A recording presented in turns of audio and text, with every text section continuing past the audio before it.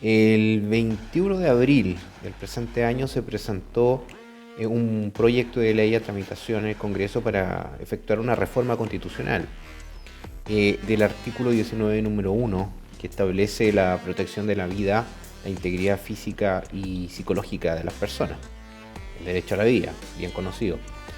Este proyecto de ley, introducido por senadores como Guido Girardi y también por el senador de Urresti, la senadora Goich y también el senador Coloma, tiene por objeto consagrar una protección respecto de lo que se llama los neuroderechos. Estos neuroderechos parten de la base y son una innovación respecto de cualquier legislación mundial, porque ni siquiera se encuentra consagrado por tratados internacionales de derechos humanos. Una innovación respecto de reconocer que el ser humano puede conectar su interfase cerebral con una máquina, con un computador. Y en ese contexto, esa interfase cerebral podría prestarse para extraer pensamientos, literalmente, del cerebro humano. A ese nivel de tecnología es donde están llegando algunos científicos, junto con algunos empresarios como el señor Elon Musk. Entonces nos pareció muy extraño el ingresar este proyecto de ley, que se ingresa en forma transversal por políticos de partidos bien diversos, como de izquierda como de derecha.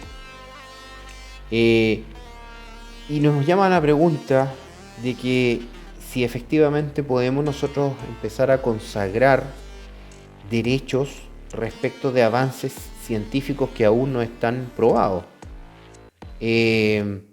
¿Y cuál sería el alcance y el sentido de hacerlo y la urgencia de hacerlo?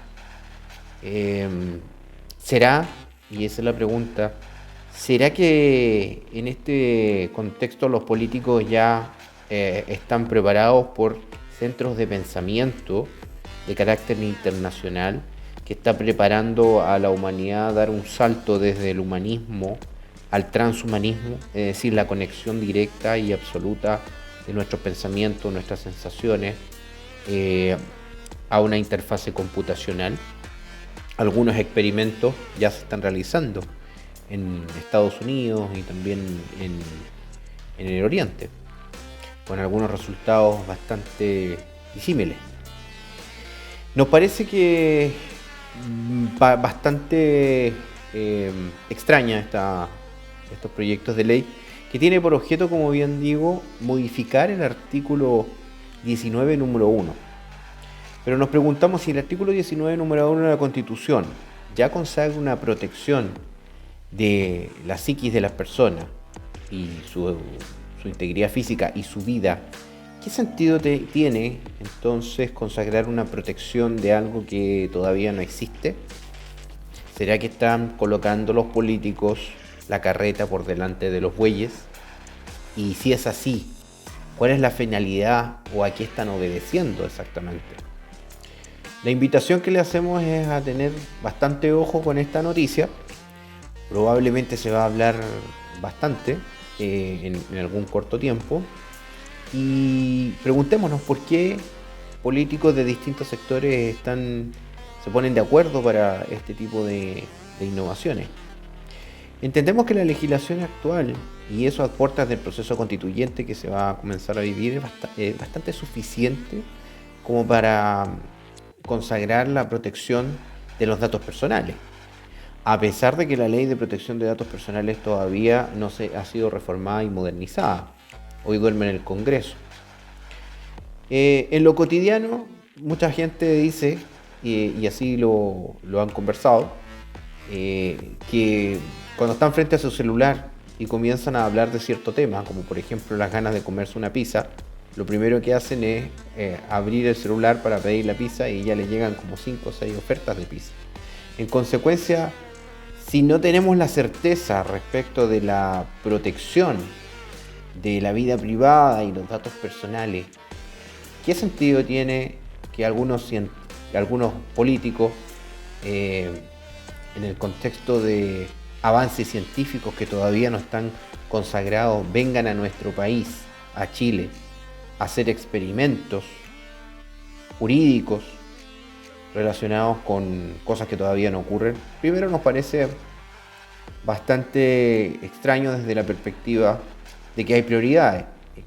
Si la Constitución ya defiende la vida privada, los datos sensibles de un individuo, existe una ley de protección de los datos sensibles,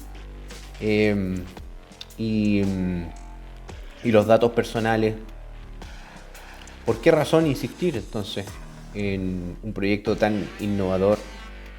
¿Será que en definitiva lo que quieren hacer los políticos es iniciar una espiral ascendente, inflacionaria, tratando de consagrar derechos o excepciones respecto de esos derechos para después, detrás de ello, pavimentar el camino a una suerte de transhumanismo en el cual las interfaces cerebrales se encuentren totalmente conectadas a una máquina? Y al final del día, si no tenemos certeza respecto de la utilización de nuestros datos personales a través de los sistemas de redes, tal que pueden entrar en nuestras redes sociales o también incluso a través de nuestro celular, como señalé hace un rato, ¿qué certeza entonces tendríamos de que no pueda entrar en nuestros pensamientos? ¿Será que los políticos están preparando o pavimentando una nueva dialéctica política que ya no va a ser izquierda-derecha, que está añeja? Actualmente la dialéctica es soberanismo, identitarismo contra globalismo. Pero el siguiente paso del globalismo efectivamente es la muerte del ser humano, no a través de su aniquilación, sino a través de su transformación y mutación del pensamiento de este ser humano conectado a una especie de máquina, una especie de instrumentalización. Esa instrumentalización se llama transhumanismo. ¿Será que la lucha entre el humano demasiado humano, del cual hablaba el filósofo Nietzsche, y este nuevo transhumano que nos están proponiendo las nuevas tecnologías, es la lucha política o la nueva lucha política de los siglos venideros? Ahí se los dejo. Un abrazo a todos.